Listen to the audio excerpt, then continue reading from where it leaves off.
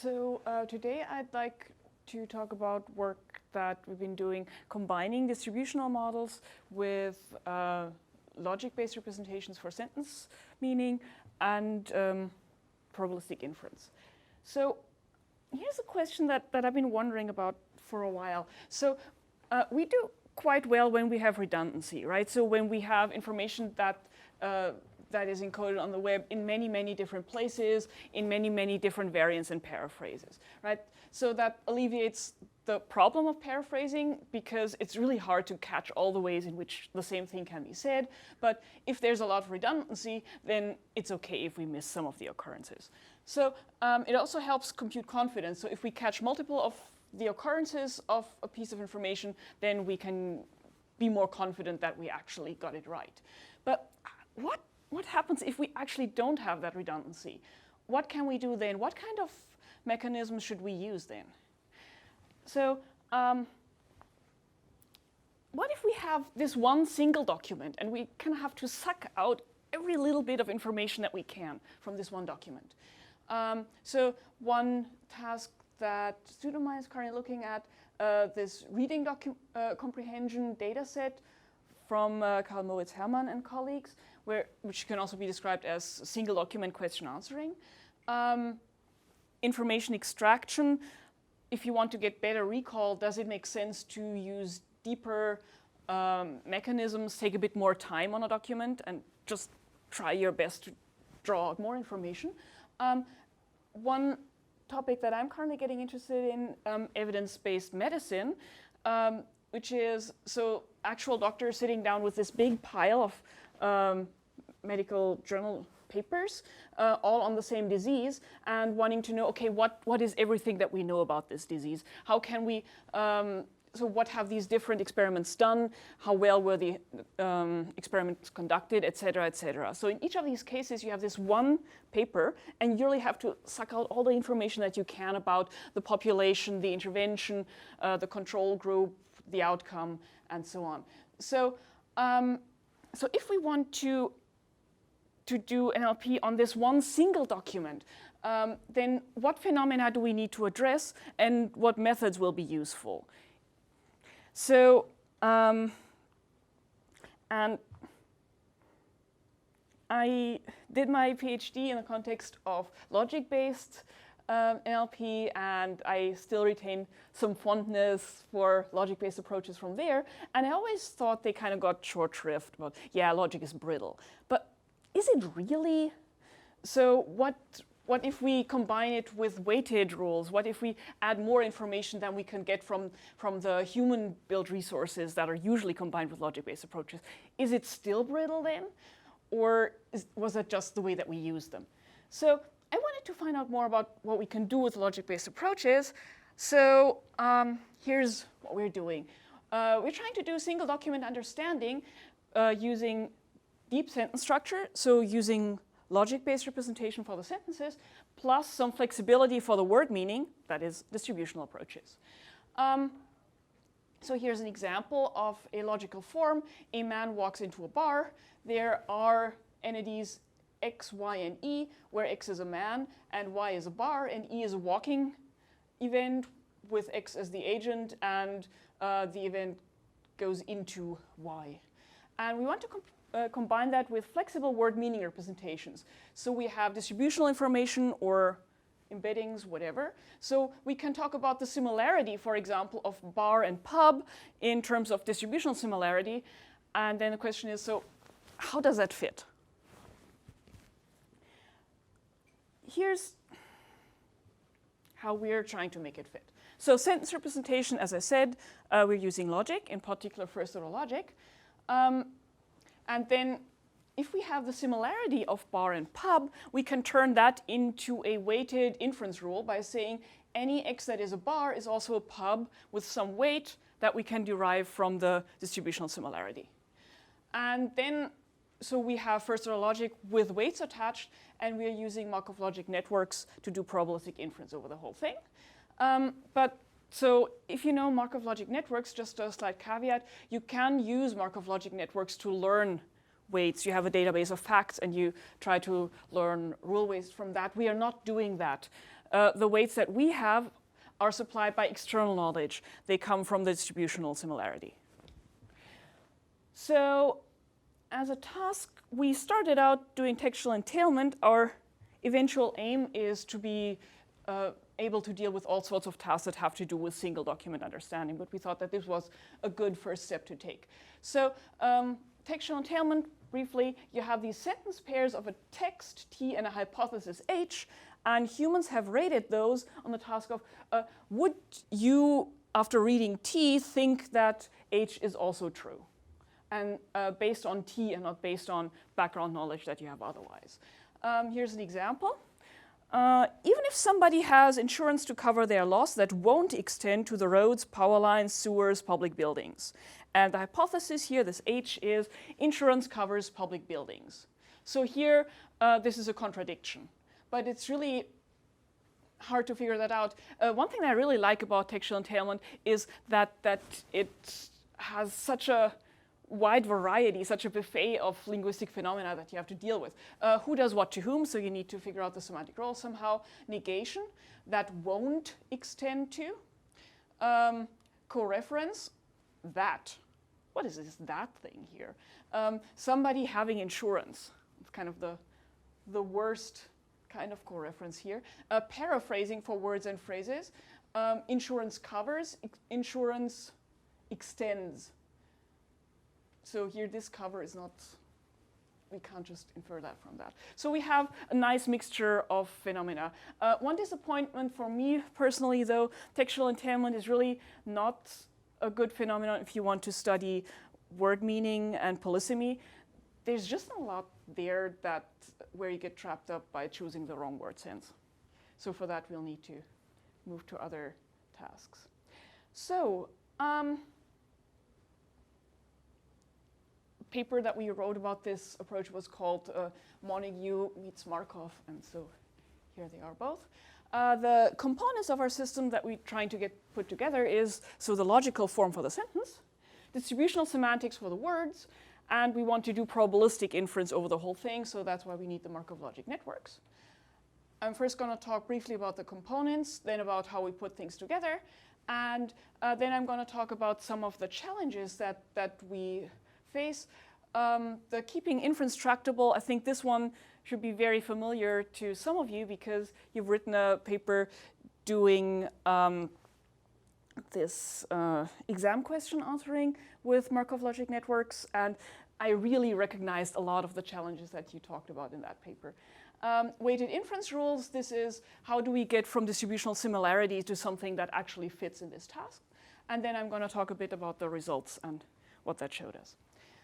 So for the logic, we're actually in a good situation right now because there are now wide coverage semantic analysis systems that you can just take. And this system that we're using, Boxer by Johann Boos, basically anything that you throw at it, even if it's gibberish, it tries to come up with some logical form. So it's pretty good that way. So it's completely rule-based in its innards. It's actually written in Prolog. So really nice and old-fashioned. First, our logic. It produces what's called discourse relation structures, and it has what's called neo-Davidsonian event representation, which means that you have these event variables.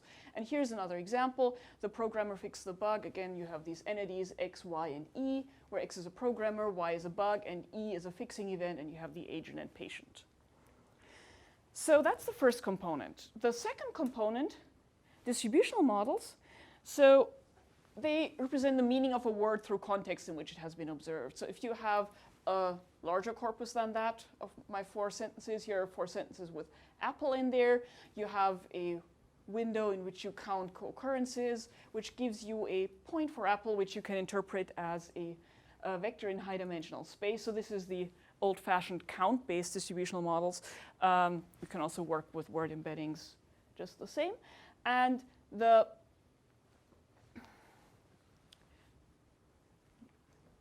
big thing that you can do with distributional models, of course, is to predict semantic similarity with the idea that words that are similar in meaning occur in similar contexts. So if words appear in similar contexts, that is, their vectors point in approximately the same direction, then we can infer that they're similar in meaning. And a very prominent way to compute this distributional similarity is as the cosine of the vector. So the vectors point in the same direction when the words appear in more or less the same contexts, independent of how frequent the words are. And what we want to do is we want to use this semantic similarity to predict entailment in a text. So if we have one sentence that had the programmer fixed the bug, another the programmer corrected the bug, then we want to have a rule that says any fixing event is a correcting event with some weight that depends on the similarity of fix and correct, which is too simplistic, and I'll talk a bit more about why this doesn't work in a second. So Markov Logic Networks have a really nice and principled basis in probabilistic semantics, Niels Nielsen, 1986, where the idea is you have uncertainty about the world you're in, right? So in the non-probabilistic version, the doxastic alternatives is you're not quite sure what the world is like. Some things you're really sure about, some things you're not so sure about. And if you describe the things that are true as a world, then there is a number of worlds that you can't distinguish based on what your knowledge and your beliefs are, because there are some things that you're not sure about. You can also put a probability distribution over these worlds. So there are some things that you're sure about, some things that you're not so sure about, and you can express this uncertainty about how likely is any of this set of what is true in the world to be the actual world. So in the propositional logic, these worlds would be the same as truth assignments. And then once you have this probability distribution over the worlds that you might be in, then you can also talk about the probability of a sentence based on this probability distribution over worlds, and say the probability of a sentence is just the sum of the probabilities of the worlds in which this sentence is true. And what's really nice about this is this incorporates good old classical worlds in which everything is binary, true or false, and then you just slap a probability distribution on top of the whole thing. So it's kind of builds on top of classical logic. And Markov Logic Networks build on this idea by using one particular way of determining the probability of each world. So in Markov Logic Networks, you have a set of weighted formulas, like, again, this any fixing event is a correcting event with a particular weight. And based on these weighted formulas, it computes the probability of worlds. And it uses an undirected graphical model for that. So undirected graphical models can describe the interaction between random variables. So you have these nodes that are random variables, and what you're interested in is an assignment of values to all of the random variables. Some of them interact, some don't. And so you're interested in, if I have some assignment of values to all the random variables, here the blue thing, so 0.4, 0.4, 0.3, and so on, how likely is this particular assignment? And the probability of this particular assignment, the probability of an assignment of values to all of my nodes, depends on the values for cliques in the graph. So here I've colored in the cliques of the graph in different colors. Here back there, down there is a yellow clique of 3 nodes, purple clique also of 3 nodes. And so the way that undirected graphical models work is you compute the probability of an assignment to all the nodes in the graph based on potential functions for each clique. So each clique where you have all these nodes that mutually interact, you compute how good do I think this is? How good do I think this assignment to all my variables in the cliques is? So each potential function gives you a value which then determines the probability for the overall undirected graphical model. And in Markov Logic Networks, you basically turn your weighted formulas into such a graph. So let's say we have just this one formula. All cats chase all dogs. And then the first thing you need to do with Markov Logic Networks, in practice this is then also the step where everything blows up, is to compute all the groundings. So you have to know a priori how many constants do you have in the system. Here, A and B. And then you have to compute all the ways in which you can ground any of the literals in there. So you have cat of X. So you can do either cat of A or cat of B. Dog of Y, dog of B, dog of A, and here are 4 possible ways of grounding Chase. And you can easily see this is the place where you build the network where everything can go wrong, because you build this huge network with all the groundings based on the number of constants in your system, the number of literals in your system. So, but we'll get to that later. So you have all the ground literals. They are now your nodes.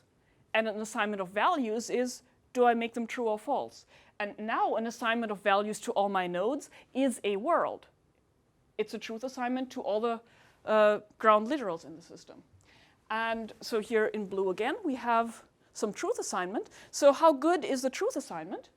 That depends on the cliques, because that's how undirected graphical models work in general. And in this case, what we make as cliques is all the ground literals that co-occur together in a clause, right? So if A is a cat and A is a dog, then A chases itself, is one grounding of this rule, which is this clique. And so now the potential functions become, how good do I think this clique is? How good do I think this grounding of the rule is? Does that make the rule true or false?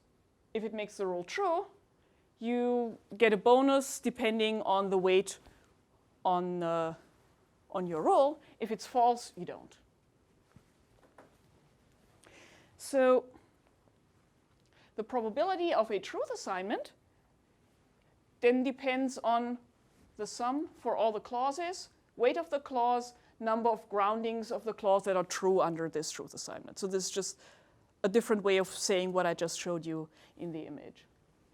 So we can have the weighted rule, any fixing event is a correcting event with a particular weight. And the way you have to read this, I purposely put brackets around here. So for any E, if it's a fixing event, then it's a correcting event with a weight. That doesn't mean that I look at all the fixing events at once and see how many of them are correcting events, but for any individual fixing event, if it's also a correcting event in this world, then the world gets a bonus. And the bonus is exponential in this weight.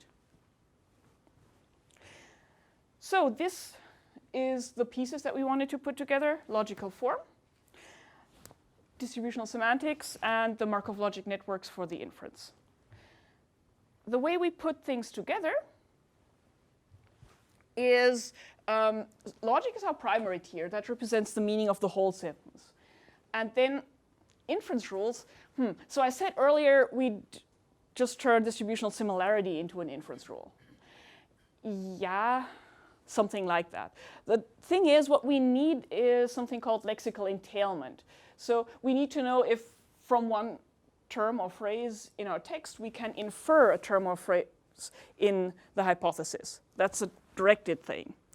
While distributional similarity is undirected. Cosine similarity doesn't have any particular direction. So distributional similarity is symmetric, but entailment can be asymmetric. So a dog is an animal, but not any animal is a dog. So what we want is some way to compute what's called lexical entailment or phrasal entailment of the distributional representations. And we actually built a classifier for this using distributional information and WordNet. And we combined those to see, so what does it do? Does this actually help us beyond WordNet? Because from WordNet, you can just read off some lexical entailments, right? So that the dog is an animal. Yeah, you can read that off. But does distributional modeling help us with the recall, which is what we hoped? And yes, we do find that. And we have some more specific questions about this lexical entailment and how well it works. So putting things together, we have some textual entailment example, and they're usually much more interesting than that. The programmer fixed the bug as text, and the programmer corrected the bug as hypothesis. Just throw those at Boxer and get out your logical form, so that's the easiest step. The text, we ground that out. So there's a particular programmer called A, a particular bug called B, a particular fixing event called E. And then the hypothesis has the variables in there and asks, well, can we find some way to link all the variables in the hypothesis to stuff that we have in the text? And we want to infer the hypothesis from the text with weighted inference rules. And what we get out is a probability of the hypothesis given the text and given our inference rules, we'll just take these probabilities, hand them to a classifier to ask, well, is that an entailment, neutral, or contradiction? And now I'd like to get to the part that you know very well, I guess, namely the MLN size issue. So the biggest problem with MLNs is this first step, this grounding. Yeah. How do you create the set of constants? Like in the previous slide, right? The set of constants is going to determine the probabilities to some extent because. This one. Yeah. Because, so these constants here. Yeah. Well, I mean, what Boxer will give us is something that looks a bit like this, right? So with the existentially quantified variables, and then we can just take every existentially quantified variable and turn and make a constant for that. Because if the text tells us there is some programmer who fixed some bug, then we can say, well, let's call the programmer A, let's call the bug B, and let's call the fixing event E. And it gets, and if you have universal quantification in the text, which only happens rarely, sadly, then that stays a universal quantifier.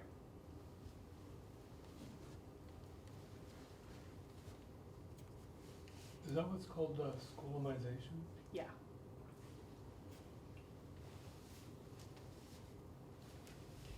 And let me just jump to one extra thing that I possibly wanted to mention because it's a nice schoolomization problem that we have. So I told you that I just use what Boxer gives me, and that's not quite true. You have to do a bit more work because probabilistic logic is never quite what you expect coming from classical logic. There's always some things that are weird and different. One of them is, so Markov Logic Networks use all groundings of a given clause. It makes what's called the closed domain assumption. That is, it assumes that the things that exist in a world are exactly the things that I have constants for. Which is a bit inconvenient because that means that Markov Logic Networks happily infer from Tweety is a bird and Tweety flies that all birds fly. Because if you only have one constant in the system, and we know that this constant is a bird and flies, then hey, sure, all birds fly. So if your hypothesis is all birds fly, then you better be a bit careful. So what we do is we add a new constant to the system and make it a bird. Like we say, hey, Skippy is a bird. And then we check whether we can prove that Skippy also flies. Because if the text actually supports all birds fly, then we should be able to infer that. If the text doesn't, then and just says Tweety is a bird and Tweety flies, then we shouldn't be able to infer that Skippy flies. Yeah. So I guess this would work if you have an, it's like if you have some statement about an example, but you have a hypothesis about a universal thing. Yeah. But as Jan's saying, if that the probability that you'll get for the all birds fly would depend on how many groundings you made, other than Tweety and Skippy. So that's the issue, that the probabilities you get out of Markov Logic Networks depend on the number of constants that you have in the system. Yeah. Which is why we're computing this a bit differently. And I happen to have another extra slide on that. So is that it? OK, so what we do is we want, if we have a query Q, then what we look at is the probability of the query. We look at the quotient of probability of the query plus knowledge base over probability of just knowledge base. No, wait. Probability of query without. Now I'm confusing myself. I'm sorry. What we do is we look at probability of query and knowledge base and text over query without text. So, and this takes the size of the domain somewhat out of the picture. And the knowledge base here is the the roles. Similarity rules. Yes. The parts of the text. Yeah. So, yeah, one thing that I don't like so much about our system is has all these little problems with all these little solutions. So it becomes a bit of what my colleague Ray Mooney calls a Rube Goldberg machine, which is not what we set out to build. It's just that all three parts, the logical representation in the presence of Markov Logic Networks, the probabilistic inference, and the distributional representations need work in order to be usable for this single document understanding. And I think if I may make one more point, I think it's maybe it's not particularly a flaw of MLNs or something. If you're assuming the text says Tweety is a bird, Tweety flies, and you're asking, do all birds fly? There just isn't enough information unless you bring it back down information. If the bird has one bird, it is true. If the bird has 10 birds, it is true 1/10, and MLNs will capture it. So It's not the fault of the MLN, but it's your fault if you don't represent your query in a way that will work for the MLN. So you have to represent your text and your query in a way that is designed to work with this domain closure. And there's a number of changes that you have to make for that. Well, while we're interrupting you, as I'm listening to the story, it strikes me I have at least three concerns. So one is, right, you're taking as input the boxer thingy, and but you didn't mention how often that logical form is actually correct, and if it's not, you're going to have a problem. I have no idea if that's correct 80% of the time or 20% of the time. Likewise, the distributional similarity with the words, again, can often be wrong, especially being context dependent, right? So if I have the model of the word like Java, standard example, it really depends on the context, but I didn't see that you were modeling the context in these entailments. You know, so fix implies correct sometimes. So, Yes. And then the third one, just to finish, you were talking about words, but often things happen at a phrasal level, and they're much more complicated. So it seems that with these three things, while the architecture is elegant, the system can't possibly work. Well, so let's see. So the first one was. First one is the logical form input. Yes. So there's a simple thing that you can do, and that actually helps, and that is if you use multiple. So things can break even earlier than that in the parse tree. And what we're doing is we're using multiple parses from the underlying parser. We generate the logical form for each of those, and then we run the inference for all possible parses of text combined with all possible, or top k parses of the text combined with top k parses of the hypothesis. And that actually helps. And I think that's a nice way of addressing this issue. Yes, we have this noise at all levels of the system. And if we do things right, then the probabilistic inference should actually be able to help with that. So let's just take the first thing you said there. Have you measured, for example, when you do this top K thing, how often that part does yield a correct logical form? I still don't know. That's certainly more robust, as you say, but I still don't know, is it 20% of the time, 80% of the time? So we don't have that measurement. I could probably check in Johan Bose's work, because so he's the guy who built Boxer, and he's actually using it for textual entailment in the classical way without any probabilities thrown in. And so we could just compare to him. And in our first paper, we actually did the comparison, and we found that, yes, the way that we do this helps beyond what he's doing. So he has a high precision, low recall system, as you would expect for logical form. But yeah, so, and he probably has the number somewhere for how often this is correct. So we have noise at all levels. And what I'm trying to figure out is what's a good way of leveraging this probabilistic inference to make it work on top of the noise. So the second thing, the context dependence. Yes, I would love to study that. If only textual entailment were not so stubbornly anti-ambiguity. It's really, we've developed systems for doing what's called lexical substitution. That's basically in-context paraphrasing. And I would love to use that there. We've tried it. On textual entailment, it just has no effect. So that's what I said. I really need another task because I really want to see how much this context dependence can influence some tasks. The thing that originally got me into distributional semantics was this thought that, well, how can we describe meaning with these fixed senses that come in neat little boxes? Meaning seems to do all these weird and fluid and flexible things and changes in drastic ways depending on context. What's a way that we can describe word meaning away from these neat little sense boxes? And distributional semantics has the potential to do that, right? Because it can just describe every occurrence of a word as a separate point in space somewhere. And then for some lemmas, you might have some neat cluster of occurrences here, some neat cluster of occurrences there. For some other lemmas, like maybe leave or show, you'd have this kind of smear through semantic space.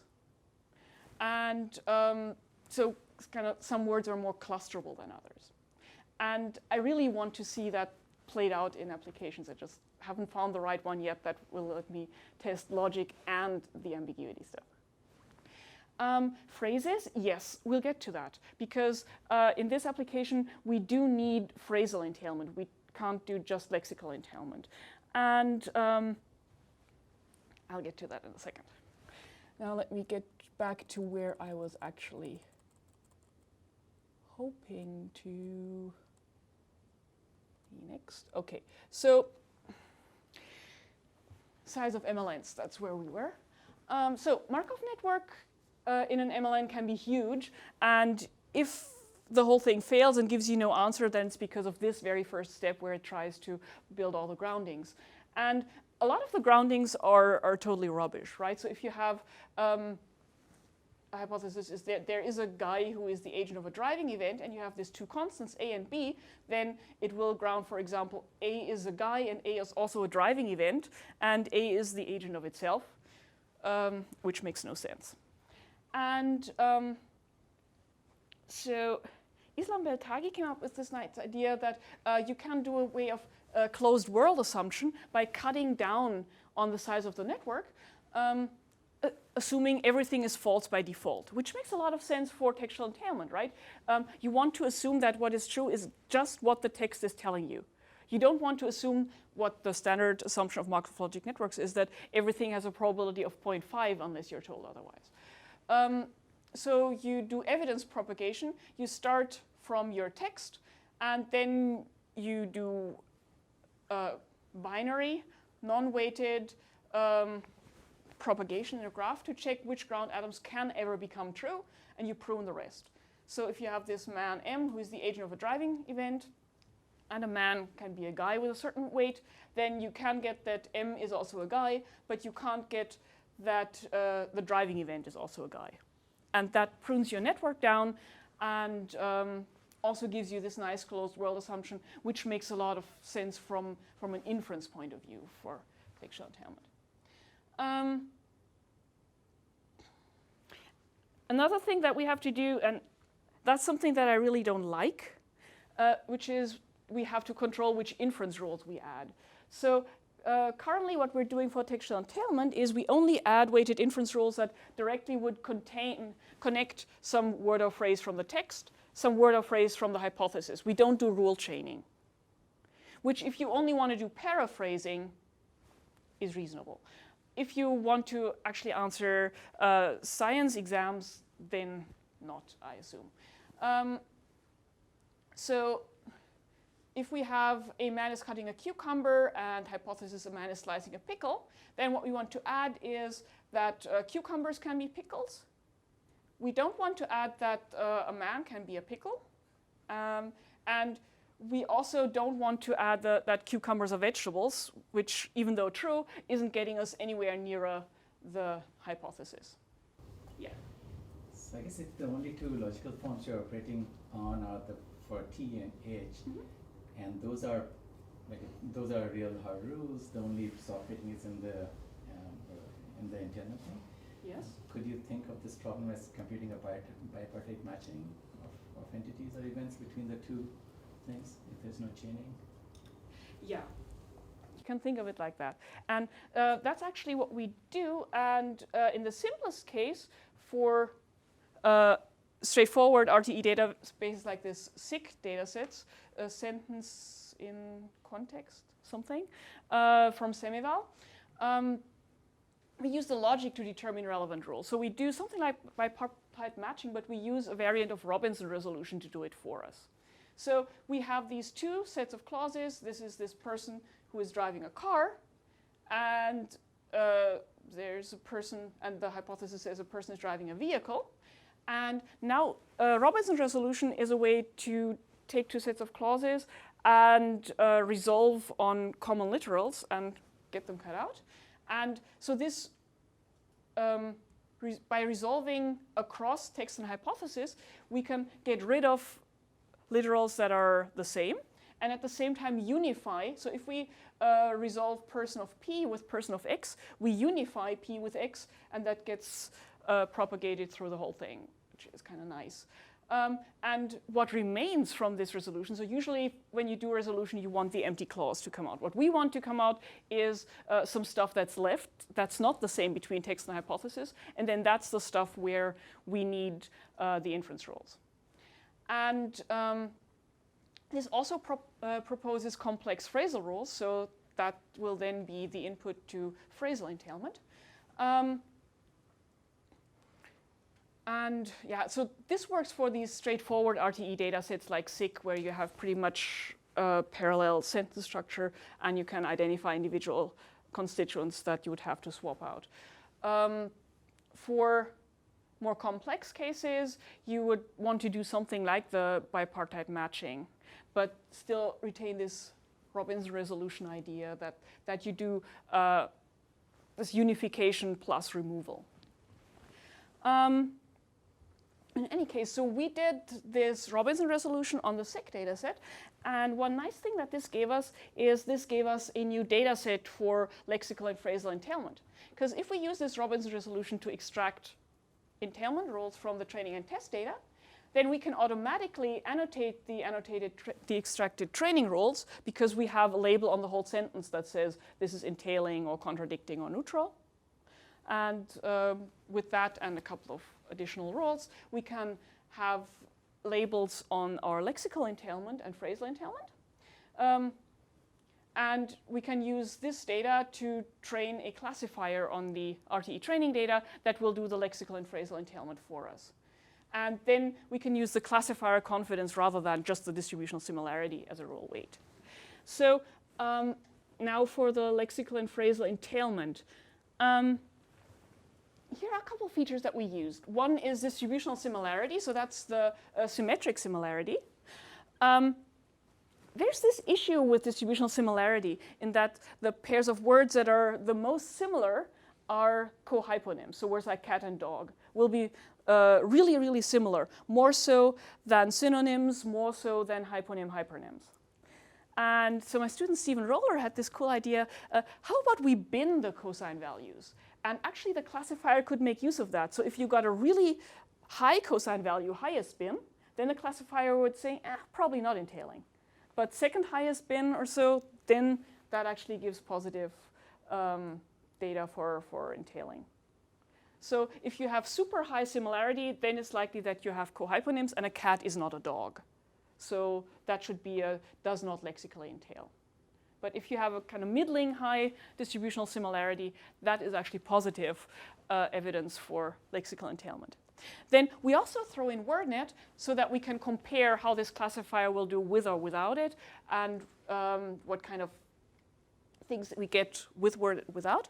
And we also have a classifier that Stephen Roller built earlier for classifying hypernymy from distributional information. So can we use distributional vectors to decide specifically, is a dog an animal? For phrases, we did one thing that was really simple, namely we did word-wise similarities at either maximum or average, or both maximum and average thrown in as features. And we compared that to something called compositional distributional semantics, which is the idea that you can take word vectors and compose them in a principled fashion into phrase vectors. For example, the Baroni and Zamparelli model has nouns as vectors and adjectives as matrices that map the noun vectors to other phrase vectors. So we used one state-of-the-art compositional distributional model that builds phrase vectors. And we wanted to know, how does that compare to our really simple do word-wise comparisons and do average and maximum? But first, I want to talk a bit more about the distributional hypernymy classifier and what that's about. So the distributional inclusion hypothesis, which has been around for a while, says that if you have a hyponym and hypernym, like cat and animal, then the contexts of the more general worlds, like animal, will be all the contexts of cat plus some additional contexts. So, right, the idea is you can say that cats sleep, you can say that animals sleep. You can say that a cat is clambering up a tree or an animal clambering up a tree. You can talk about animals barking and meowing. That doesn't work with the cats. So there should be more contexts with animal than with cat, which is a useful signal if you don't go too high in the conceptual hierarchy, because for mammal you don't get a superset of the contexts compared to cat, because then you're in a completely different register. So, and this distributional inclusion idea can be implemented as vector difference. So you take the animal vector, the cat vector, and the difference of those vectors, and you use that as input to a linear classifier. And this idea actually was found by 3 groups at the same time. So there was us, there was Wies et al. And Fu et al. So 3 papers at the same time using a linear classifier on top of vector difference to do distributional hypernymy prediction. So what we use is, on the one hand, vector difference. On the other hand, squared vector difference, which is degree of overall similarity. So we want terms that are overall similar. So cat and animal are similar, and they also have this contextual inclusion to a certain extent. You don't want hard contextual inclusion. You just want this to be true to a certain extent. So let's see how this worked. So the SIC dataset is an RTE dataset. This was the best result that we got overall, 85% accuracy. And the state of the art at that point, Lai and Hockenmeyer, was a bit lower than us. So we have logic plus the closed world assumption. Handling coreference between text and hypothesis. That was just if you have a text that says a dog is barking and the hypothesis says a dog is sleeping, are they talking about the same dog or not? Because that decides whether you should say neutral or not. And E-classiv is the entailment classifier. So if you look at the whole thing without entailment classifier, the whole thing with entailment classifier, you see there's this gigantic jump in accuracy. So what's the majority baseline? Neutral, I think. What is hand-coded? Coming up. Hand-coded, there were a couple of rules like nobody is the same as not somebody. Like 5 rules of that kind that handled nobody and never and things like that. Then MEM is memorized entailment rules from training data and hypernymy classifier rules. So this is trying out what happens if we take some of the rules that went into the classifier and give them to the MLN directly, because the classifier might have ignored them and the MLN might be able to use them. And it doesn't do much.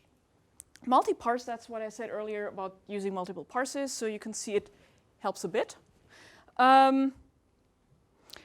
Global learning of weights. So this is a way in which we used Markov Logic Network learning after all. So you have different sources from which information comes, say from the entailment classifier, from the PPDB paraphrase database, and they all come with their own sets of weights that might just not not be on the same scale.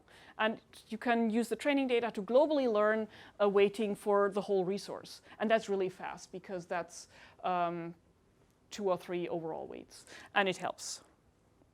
And interestingly, PPDB thrown in extra on top of the entailment classifier did not help. So PPDB is a paraphrase database that contains word and phrase database paraphrases, and that was generated with the original idea of this cross-lingual pivot. So if 2 phrases translate to the same phrase in the other language, then they might be paraphrases, and going on from there.